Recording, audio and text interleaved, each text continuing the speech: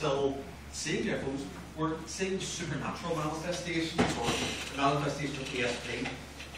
But in 1977, there was a huge jump in the UFO reports. These are UFO reports to the UK Ministry of Defence. And you see 75, not too many, 76. 77, huge leap. And you know what was that big leap? This is one of the most important things that gains in the field of studying UFOs because it changed what people thought. The thing that happened in 1977 is Steven Spielberg released Closest Encounters of the Third Kind. Now, I'm going to hurt people's feelings. Lots of people love this movie. I never saw the appeal personally. And I always thought the main characters were an idiot, but there you go.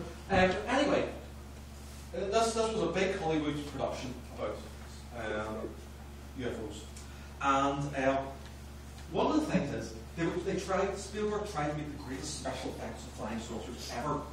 And they spent a long time trying to make a convincing flying saucer in the sense of a metallic disc flying around in the daytime. They couldn't do it. So they had to fall back on filming all the UFOs at night. And so you could see them, they covered them in bright coloured lights. And they could make the special effects more convincing. And here's some examples here. These are a couple of scenes from the movie. And this has caused a major change in how we see UFOs. Similarly, they did have a meeting at the end with little space people. One of them was a sort of mechanical special effect. These ones here, actually it's pretty clear, they're toddlers in costumes. But anyway, this cemented the idea of the public of two ideas of one. UFOs are bright glowing lights at night, and they're flown by little grey men with big eyes. No one ever sees silvery metallic flying saucers through the day anymore. Every UFO report I've ever received has been of lights in the night sky, because that's what people see in the night sky. These here, by the way, are meant to be genuine photographs of a flying saucer taken at night. They're inspired, obviously, by the Close Encounters of the Third Kind UFOs, but I've never seen these as anything other than a sort of lampshade style device being supported. Anyway, so what I'm saying here, it makes me disbelieve in these things, the fact that a movie, what people see is so heavily based on a movie rather than what they're actually seeing. And this is the idea. For back in the time of the X-Files, when it was very popular, this was a really big idea that people were going to kidnap all the time by little grey men. But that's now fallen out of fashion. This never gets seems reported anymore. And most UFO sightings are bright lights in the night sky, and people say they're basically attached to black flying triangles. And they're very like the idea of the stealth aircraft. And I have to say, I think most of these that are reported are sightings of stars seen in skies that are largely cloud covered with clouds along. I know this is a fact because I've done this myself one night. My other half and myself were out looking at the stars, and I said, "Oh, look, there's a satellite moving along there." And she said, "Oh, yeah, there's one on beside us." I said, "Oh, and there's 3 satellites in flying formation. That's very unusual." Then, as the cloud moved on, we were seeing parts of the constellation of Cassiopeia, and just a big mass comes from the clouds, and the clouds moved along the wind gave the illusion of movement. There's been all sorts of hoaxes, ideas of American government capturing aliens and so on. They are some hoaxes. And to be honest, most people I know who are involved in UFOs were more involved in investigating, as they would see, conspiracies. Let's just get on. The last big UFO sighting, you see this on TV quite often, and I think it's a scandal that's shown so much. It's called the Phoenix Lights. This is the American city of Phoenix, and one night in 1997, witnesses all over the city reported a huge black object with a line of glowing lights on it, flying by the city. That's what they reported, and lots of documentaries still will show this on as something mysterious. But we absolutely know with complete certainty what this is. Phoenix is a lovely city. What's not terribly clear in this picture here is there's a big mountain range here. Behind that mountain range is an Air Force base about the size of Northern Ireland. And on that night, they were having a mock. They were having a mock war game, drill, whatever you like to call it. And they had aircraft dropping flares out the back.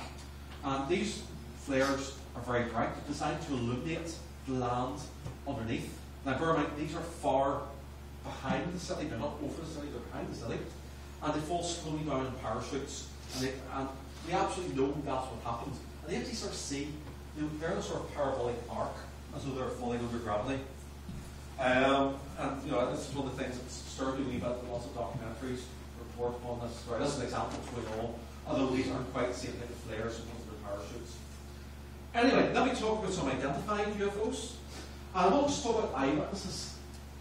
I've told you at the very start, I get lots of UFO reports in. And I've never had one I'm sure was a hoax. Somebody deliberately trying to deceive me. But on the other hand, I have a lot of doubt about what people actually reporting. Just before we talk about these, there have been lots of real things that happen, like meteor falls, horrible. And people report them. And you know they're real because lots of people report them. But what you do find is, nobody agrees on what they saw. People get the colour, report the colour completely differently. And it may surprise you, lots of people, if you ask what direction it is, they don't know the difference east and west, or at least they'll get the direction they saw them completely wrong. And also, again, what's a doubt we know happens, they'll get the time wrong. And I found you can get the time wrong by about an hour to either side. So eyewitness evidence of real events isn't terribly trustworthy. Anyway, these are real, these are quotes as far as I get, people have wrong into me. And at the top of the night tell me he saw an object that was about the size of a Boeing 747 and it was flying at 28,000 feet. And my answer is, how does he know it was the size of, he said it was just an orange ball. How does he know it was a 747? And he was pretty adamant, he worked at the airport and he knew. And another chap told me he saw these things flying at 3 times the speed of sound. And he was an RAF and he'd seen jets and he knew what he was talking about. Again, I was saying to you earlier, something flying at 3 times the speed of sound would be a sonic boom that's been heard all over Northern Ireland. I don't think he saw. Now, these two here, by the way, I know, I'm 99% certain I know what people saw. A chap rang in and he said he could see this thing flashing red and blue, but what's more, when you look through binoculars, you can see the mechanical arms extending from it with coloured lights, and these were extending and rotating and so on. And similarly, this guy here, at different events, but I think it's the same thing, he said there's a bright star in the sky. It's so bright. And there are something no other stars in that part of the sky. It's something unique. And just by the by, these people here, the first three, were reporting what they thought were alien spaceships. This guy here had a totally different idea. He was religious. He said he was seeing the return of the Star of Bethlehem. And he said that he had last seen it 40 years ago, and that his family had told him that the Star of Bethlehem is visible every 40 years. But that's by the way. Both these guys here were seeing Sirius, the bright star of the winter sky. I can actually tell that because I've actually got very good descriptions, and they both said if you follow the diagonal line down for Orion's belt, that's where these things they were reporting were in the sky, and that's exactly where you see Sirius in the sky, and it was bright in the nights they saw them. And I do have a little bit of concern about eyewitness evidence. Here's another good example. In 1968, people all over the USA saw something strange in the sky. Literally thousands of people saw this. And you can read these. Large cigar-shaped object, 1,000 feet above the ground, with 10 square windows. Again, some of the windows was only a few hundred feet above the ground. Something that's 3 UFOs in formation, right their dog, and so on. There's a little eyewitness drawing of what they saw. The thing is, we know exactly what these people saw. On that night, the Russians had launched a probe to the moon, which very embarrassingly failed and burned up in the Earth's atmosphere over the US. And we know that's what these people saw. It flew along the path that they were all in, and it was at the same time. Now, this isn't a photograph. There were no photographs. This is a similar thing. This is a European Space Agency, ATV. their vehicle burning up in the Earth's atmosphere. So something like that. So those people were all sincere witnesses, but they totally misinterpreted what they saw. And just by the way, so these are other things that are mistaken for UFOs.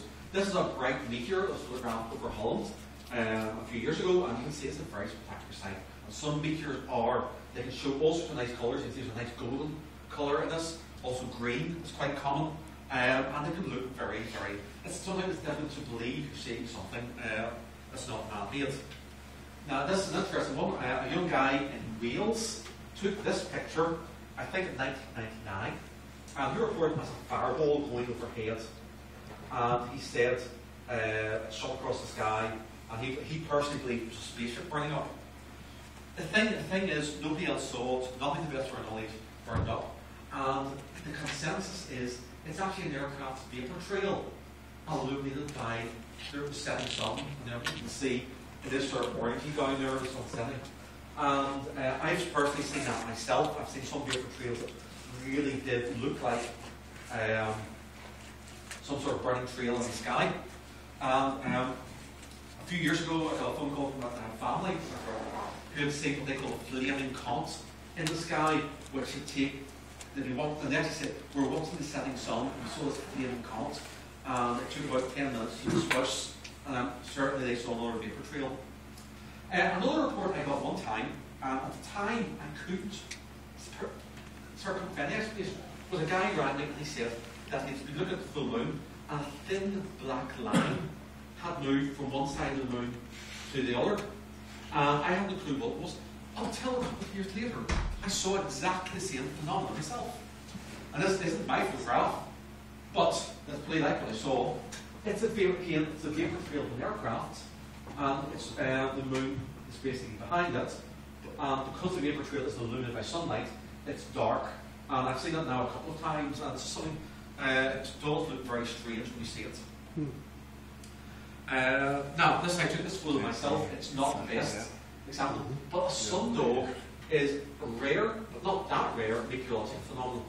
Basically, you see it in cold, clear days. That's the sun. And to either side of it, there's a little sort of almost rainbow. There's one there, there's one there, and on better examples, you also see one at the top and one at the bottom. And this is caused by sunlight passing through very, very fine ice crystals, which are floating around in the Earth's atmosphere. And it's called a sundog or glory. And I went at the very start, Emperor Constantine, who saw a great glowing cross in the sky, which convinced him to convert to Christianity. I wonder if you've seen something like this. You can see there is almost a sort of cross-shaped element in there. I don't know, but the similarity seems very, very striking to me. Now, another thing which lots of reports of strange things that I get, you can tie into satellites going over, most particularly the International Space Station. I hope you've all seen a satellite at one stage. Yep.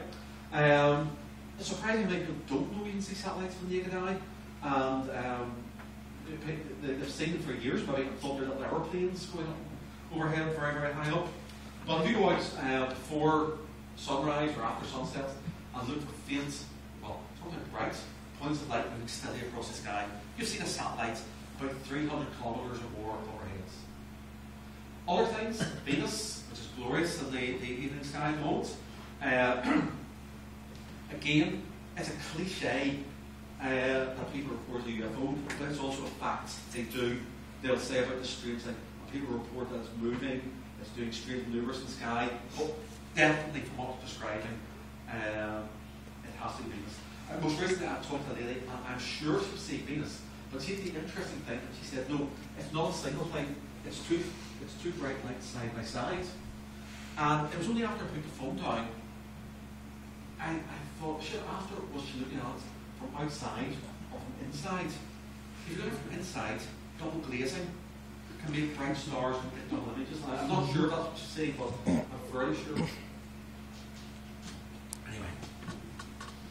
And just by the way, Venus, one in 1967, an American gentleman called Jimmy Carter saw something strange in the sky. He's the only American president that we know of who's ever seen a UFO. This is his report form, and basically what he saw was, again, almost certainly the planet Venus. It's in the right location in the sky, was visible at the time, and I'm pretty sure that he saw. Jupiter too is going to be very bright in the sky. It was certainly very bright a few months ago, and lots of people do report it as something odd in the sky. Sirius, I mentioned before, those two gentlemen, one we thought he'd seen the Star of Bethlehem, and the guy who saw it was having mechanical arms, is another very, very bright star. It can appear to flash colours. Sirius is only about 9 light years away from us, it's very close to us, and it's a very bright star, it's about 20 times as luminous as the Sun. If it's low on the horizon, its light gets refracted in the Earth's atmosphere, making it seem to flash reds and blues and greens, and that again, nothing will spot that. Let's just look at some other things that I've never personally seen. This picture, this will be sent in an email, looks pretty conclusive proof that the American government has captured UFOs. But this is actually a heat shield for a new American spacecraft, the Orion, which is the new American space travel vehicle, hopefully to replace the shuttle. It's going to make an unmanned test flight in a couple of years' time. And it's got a big heat shield at the base of it to protect it from the heat of re-entry. And that's just the heat shield that's under test in a factory. I've never actually seen this myself, but it does look pretty striking. This is in fact the American stealth bomber. And these, I mean, I don't think you'd really mistake UFOs, they are pretty striking. These are clouds, of course, lenticular clouds. They're very rare, but they can look very strange. And these are the kind of UFOs. Most UFO reports I get are orange balls of light in the sky. This is myself and my brother-in-law launching a couple as a scientific experiment to see. I'm nearly finished the work. Okay, sure. I'll do it back at the end. Right. So anyway, as I said, I should actually say that most UFO reports we see are orange balls of light in the sky. People give all sorts of strange additional abilities to them, but I'm pretty well convinced they are Chinese lanterns. You don't know a Chinese lantern, it's basically a sort of paper hot air balloon that there's a little sort of firelight involved in it. You set light to it, the hot air makes it swell up and it flies out. And they can look very, very nice indeed, especially released en masse. Here's some real UFO photos I've been sent. And none of these I can produce an answer for. I'm pretty sure it was them. Basically, a chap, Lauren, was filming a police helicopter, but what he's concerned about is this thing here. And he asked me, can I analyse it? I simply can't say, well, it's just a smudge. My guess is it's something small close to the camera. Either it's an object thrown up in the air, or it's an insect. I don't know. I can't tell. It is just a blur. I don't think it's a spaceship. It doesn't look like a spaceship. If it was a spaceship, it's flying very low to the ground, and it must be going very, very fast, because blurred as that. So once again, it causes a shocking sonic boom. They reported out into these two pictures. Now, they look quite interesting because they're little orange rings. She said this thing flew, hovered over her head, then receded very, very fast, disappeared. I think they're very, very out of focus images of a Chinese lantern. And the receding effect I've witnessed myself in my little experiment. As a Chinese lantern goes out, it can dwindle, and then it appears to go just flying away from me very quickly. I don't know that's what it is, it's just that's my best guess. Again, this is actually a still from a movie I was sent, and I can conclusively say it's a Chinese lantern. It's basically a flickering orange light with no sort of background, but it looks like a flame, it's coloured with flame, so I'm pretty sure it's a Chinese lantern. Now, I know this one is the moon, yes, but the crucial thing is beside the moon. You might just see there's something there, and if you zoom in, there's a single little red pixel. And I have to say, I think this is a hot pixel on the chip inside the camera. This one may be a hoax because the person who sent this sent a very long list account of how they'd taken the picture. If you're ever faking a UFO, just be aware you can look at the photo and there's a way you can read all the information about it. What kind of camera was used, where it was, what time the picture was taken. and the details of when he took it were actually a long time before it was sent in, whereas he said he'd seen it the night before, and that suggests to me that he was maybe trying to pull my egg. Finally, this one I don't think was meant to be so this is our dome of our planetarium before it got cleaned, where it was cleaned, and we got sent this. I suspect the chap was pulling my leg and trying to make it deliver. Folks. So folks, sorry, this is about my I'd just like to say, if you want to see UFOs, look up in the sky at night. If you look at the sky at night, get familiar with the stars, get familiar with the constellations, get familiar with the planets, and you'll have a lot of fun in the process. So folks, thank you for putting up with me. I think we've gone on here way too long, but thanks a lot. It's been lovely talking to you. And I have questions.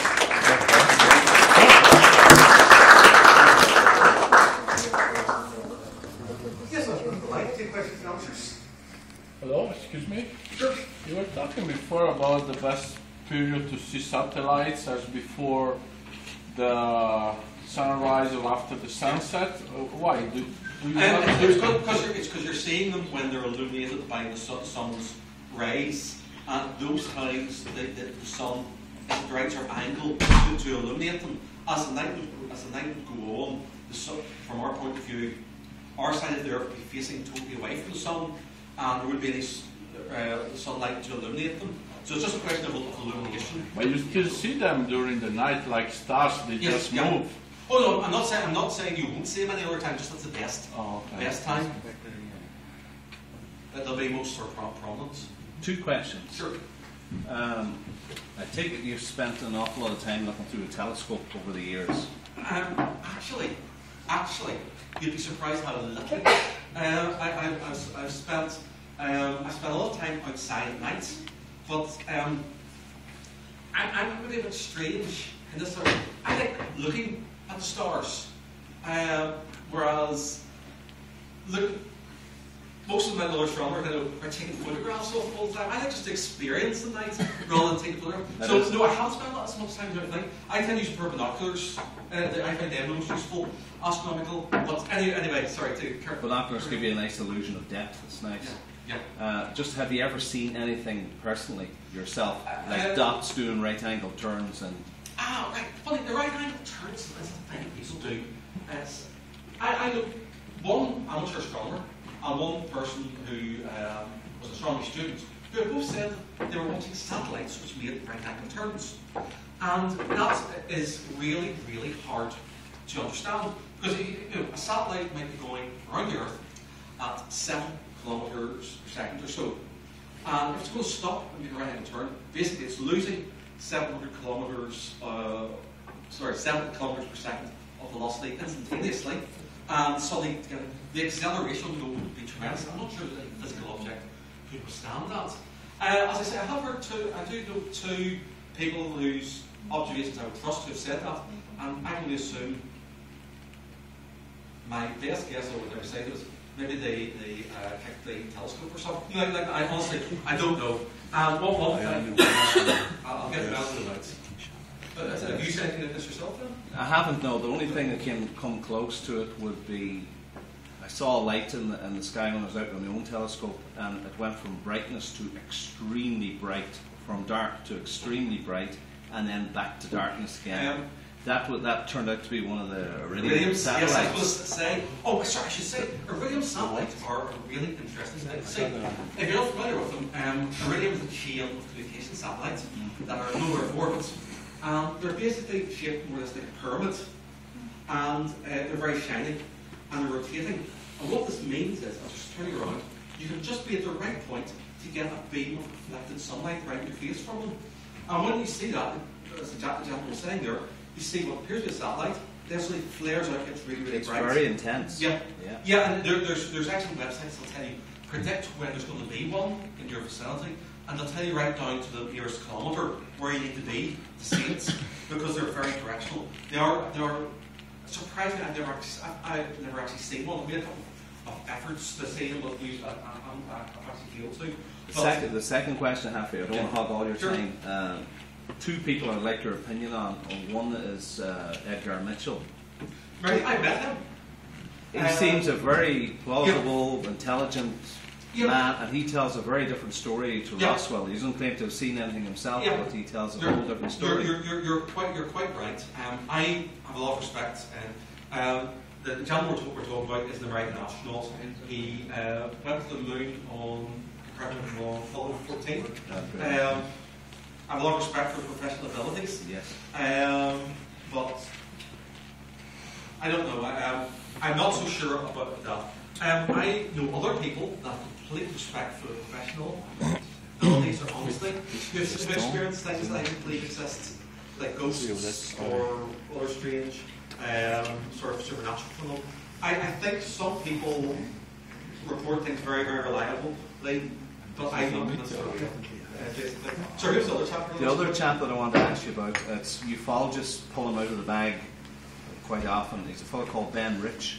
He was the second. He's the second director of the Skunk Works. Yes, Lockheed Martin. he did this famous statement about their. He did indeed. Yes. Basically, this is a guy who worked for Lockheed. He was a very senior guy in Lockheed. Lockheed's the American company that developed stealth aircraft, all sorts of spy planes, and he made some statements about our new UFO, basically implying that he knew more about UFOs than there is. I'm afraid I don't know what he was talking about. He made kind of a joke. It's basically what he said was that anything that you can imagine, we can do. Yeah, So we can fly among the stars, he says, but all that stuff is locked up in deep black projects by the American military. I find That would take an act of God. They have such amazing technology that they would not be publicly using it. It seems